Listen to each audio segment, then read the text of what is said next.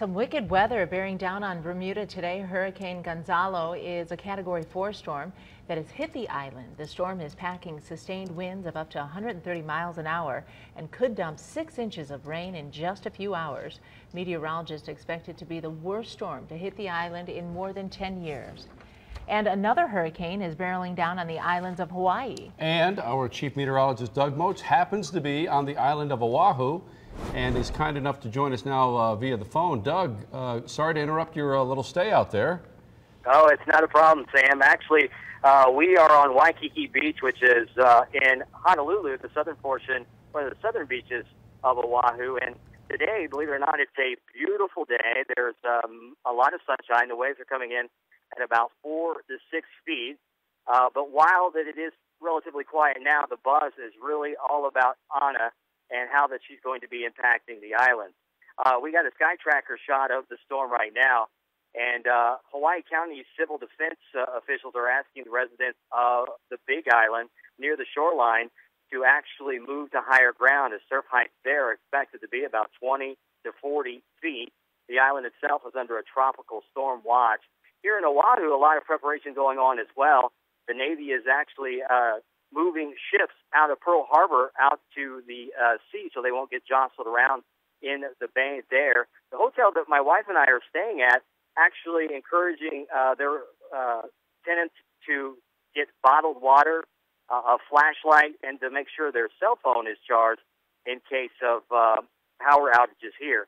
Now, while the storm is not really expected to impact Oahu in a big manner, it is probably going to be at its height here on Saturday afternoon, and local weather reporters are suggesting that it will pack winds at around 40 to 50 miles per hour.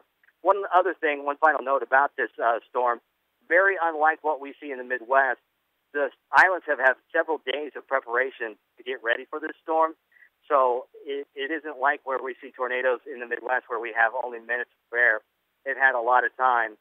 And it's been really kind of a neat thing to be a part of. But we'll continue to check in with you guys there in Michigan over the next couple of days as the storm passes. For now, reporting live from Honolulu and Oahu, I'm Chief Meteorologist Doug Moats. So check out your local forecast with Meteorologist Bryan Bachman.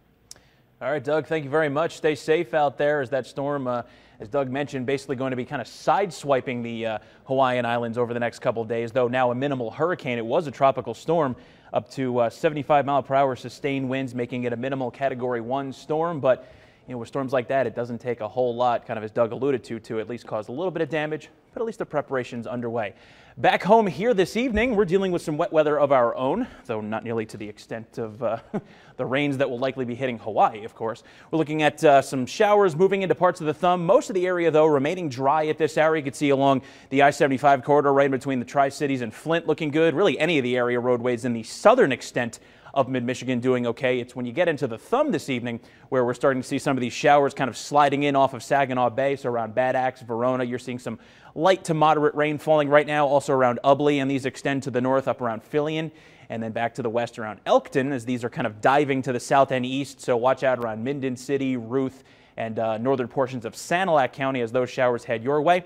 We'll flip over to the northern side of the bay, where right in Escoda right now, you're starting to see that little band of showers rolling through your area. It did come through Harrisville in the last half hour as it begins to push its way out into portions of Lake Huron and ultimately into Saginaw Bay too. And you can see more showers looming to our north and west. It's part of a small disturbance that's going to dive its way southeastward across the region this evening. So it's that same old story with another evening of these showers, but things going to be changing for the weekend.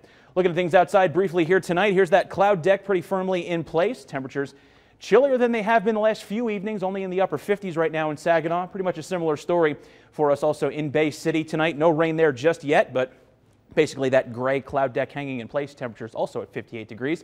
56 for you in Owasso this evening. It's 61 in Flint, so staying at least comparatively mild. Even 60-degree reading in Port Hope right now, and then some low 50s to middle 50s for just about everybody else. First 1-5 Sky Tracker, most of us were dry up until really about the last half hour to hour or so when these showers kind of grabbed onto some moisture over portions of Saginaw Bay there and started to pull it in. The larger picture here shows us exactly what's going on. That low pressure that's been kind of sitting near us for the past several days that's a thing of the past now. We have this smaller disturbance over the upper peninsula that dives south and eastward tonight, brings that chance of those showers in, and we'll see that on again, off again, at least into a portion of our Saturday. But take a look at what happens here on our first 1 5-hour-by-hour forecast. Here's midnight. A lot of that shower activity begins to slowly break up. It's still with us, mainly in portions of the thumb through about midday, maybe even early afternoon tomorrow.